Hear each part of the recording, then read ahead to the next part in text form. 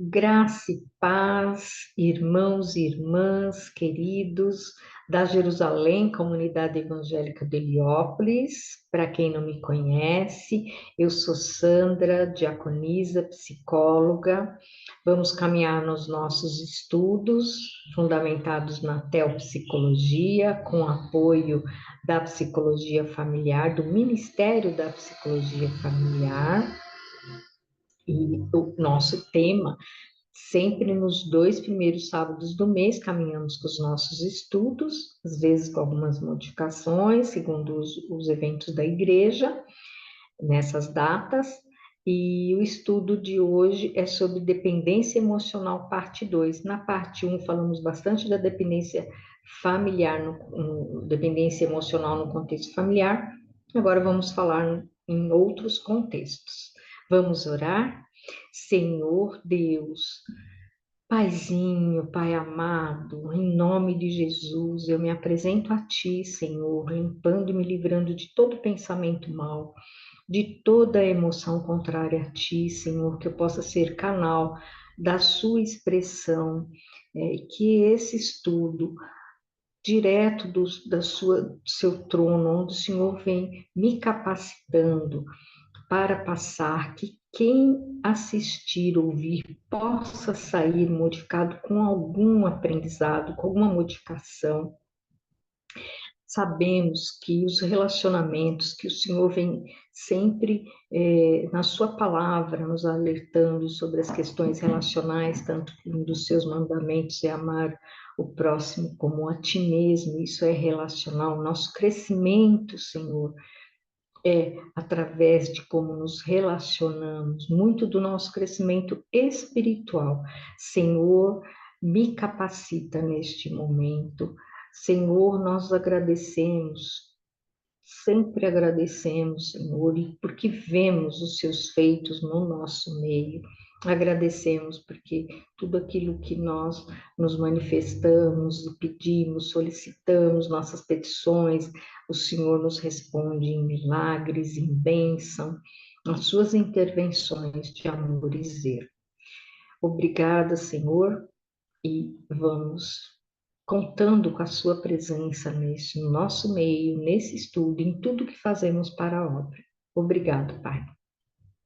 Então, vamos caminhando aqui sobre dependência emocional, né, a parte 2. Vamos conversar sobre um assunto que toca o coração de muitos, a dependência emocional. Nós vamos explorar as raízes, como ela se manifesta e principalmente como podemos encontrar cura e liberdade em Deus.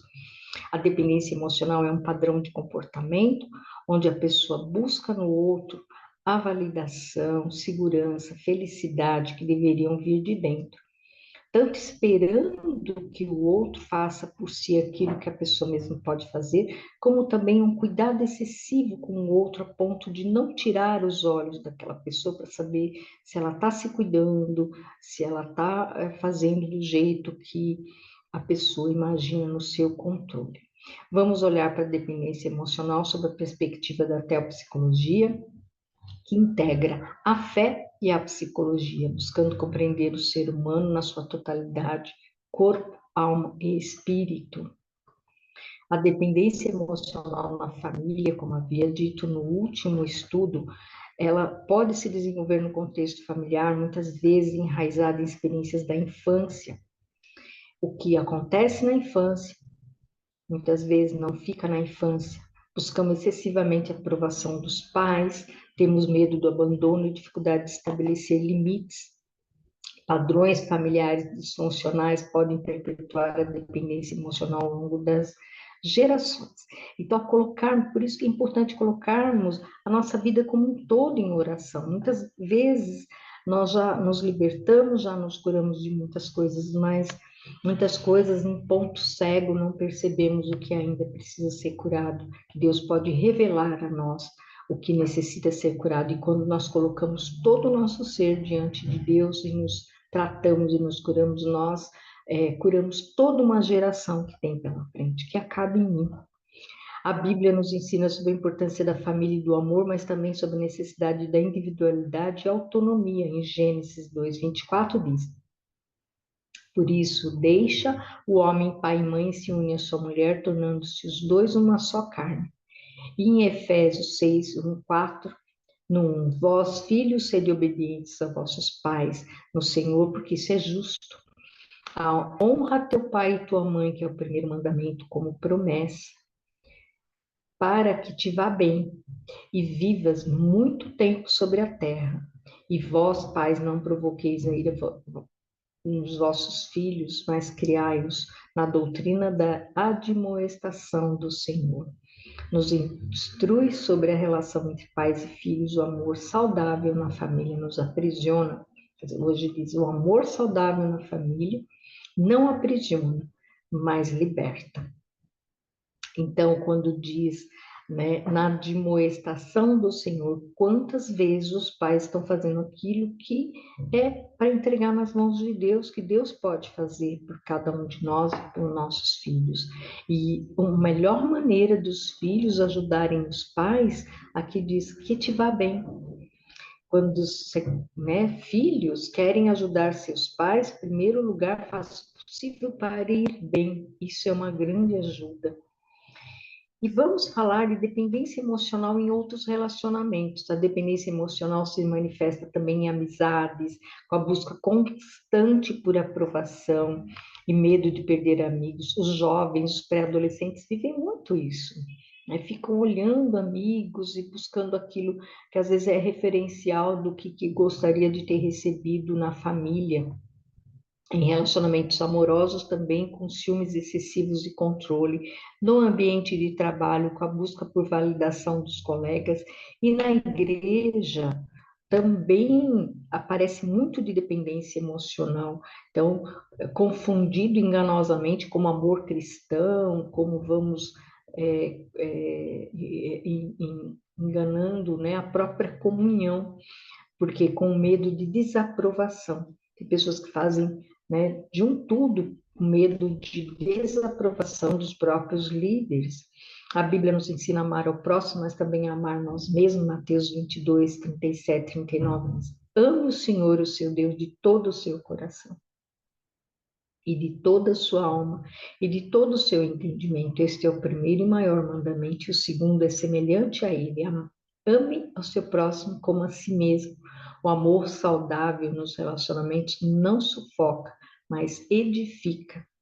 Então, aquele amor que gera sofrimento, prisão, como eu falei no último encontro, que você acaba entronizando pessoas, coloca no trono de tanto olhar aquela pessoa para querer ser aprovado por ela, ser cuidado por ela, ou por excesso de cuidado ao outro, é aquela pessoa que está no trono e que precisa ser substituído, não, porque ninguém substitui a Deus, mas que precisa ser retirado dali, para que o único que seja, que precisa ser entronizado, colocado no trono, onde está o nosso olhar, é Deus.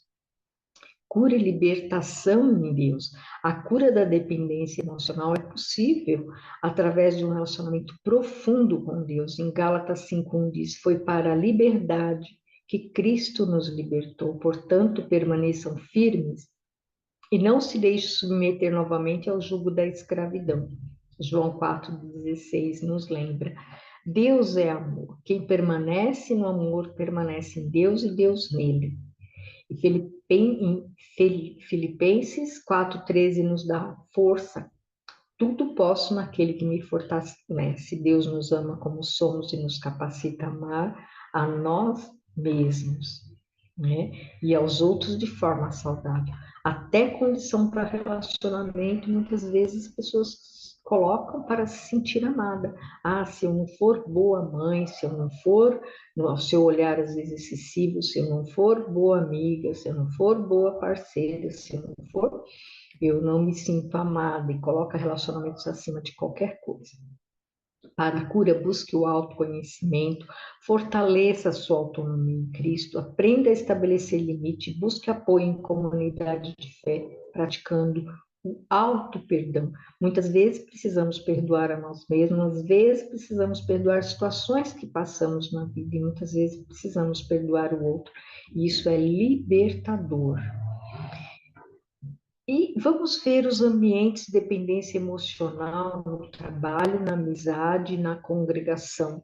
Imagine uma pessoa chamada Luana, que trabalha numa grande empresa. Ana é extremamente dedicada e talentosa. Luana é extremamente dedicada e talentosa, tá? Luana é um nome fictício, gente, não estou dizendo de ninguém, mas estou dizendo de todos nós, um pouquinho de cada um de nós. Mas sua autoestima depende inteiramente da validação do seu chefe e colegas. Ela está sempre se voluntariando para tarefas extras, mesmo quando sobrecarregada, e teme expressar suas opiniões por medo de crítica, né? Busca excessiva por autovalidação. Quando seu chefe a elogia, quando seu gestor a elogia, Luana se sente radiante e confiante. No entanto, uma única crítica leva a um estado de ansiedade e insegurança, fazendo com que ela questione seu valor profissional. Às vezes, essas ansiedades são dilacerantes. Quando o relacionamento não dá paz, gera ansiedades altíssimas, é melhor ver o que está acontecendo nesta relação. Qual é a dependência? O que me liga a essa pessoa? Nós temos núcleos, né, parentais, quem que deve estar no primeiro núcleo? Às vezes a intervenção de uma pessoa do trabalho, da amizade, é tão grande na vida do outro que ela começa a fazer parte dos primeiros núcleos da pessoa, onde ela está, e depois logo em seguida está aquela pessoa onde gera uma intervenção que mexe muito com vários tipos de emoção. Então, um estado de ansiedade e insegurança faz com que ela questione seu próprio valor profissional, ela busca constantemente aprovação alheia, sacrificando seu próprio bem-estar e seus limites pessoais. Luana começa a ter problema de ansiedade e até mesmo sintomas físicos por conta da pressão que ela mesma se coloca para agradar os outros. Neste caso, a dependência emocional de Luana se manifesta na busca incessante por validação externa. Ela não consegue estabelecer limites saudáveis e permite que sua autoestima seja controlada pela opinião alheia. Esse exemplo mostra como a dependência emocional pode afetar negativamente o desempenho profissional e a saúde mental. Isso atrapalha, né, a vida da pessoa, a vida acadêmica, a vida profissional, a vida ministerial, porque ela às vezes larga tudo por agradar, né, perde tempo com todas essas demandas aí. Existe dependência emocional em relacionamento de amizade. Vamos pensar aí num Roberto. Ele tem um amigo muito próximo, que é o Jonas. Roberto valoriza muito a amizade de Jonas, mas sua felicidade depende excessivamente da presença e aprovação desse amigo. Roberto está sempre disponível para Jonas, mesmo quando isso interfere em seus próprios planos e necessidades. Ele teme que Jonas o abandone, que se não atender às suas próprias, todas as suas expectativas, né? Eu já vi casos de pessoa que está, que às vezes não vai para a igreja onde foi chamado para congregar, porque está ligado num outro ministério, ou vice-versa, a uma única pessoa, né, onde Deus tem um chamado, mas a pessoa muitas vezes nem ouve esse chamado porque não pode desagradar um amigo. Quando Jonas passa tempo com outros amigos, Roberto se sente rejeitado e inseguro, questionando a força de sua amizade. Ele chega a monitorar as redes sociais de Jonas, persegue mesmo, né, buscando sinais de que se está sendo deixado de lado ou não. Roberto começa a se isolar e os outros amigos e atividades que antes gostava para que possa estar sempre disponível para esse amigo Jonas.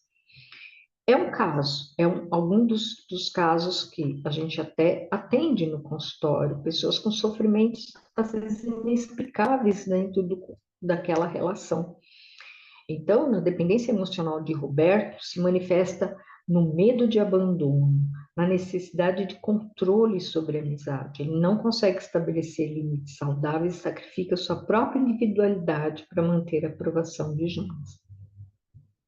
Esse exemplo ilustra, gente, como a dependência emocional pode prejudicar a saúde de um relacionamento de amizade, levando ao isolamento e à insegurança.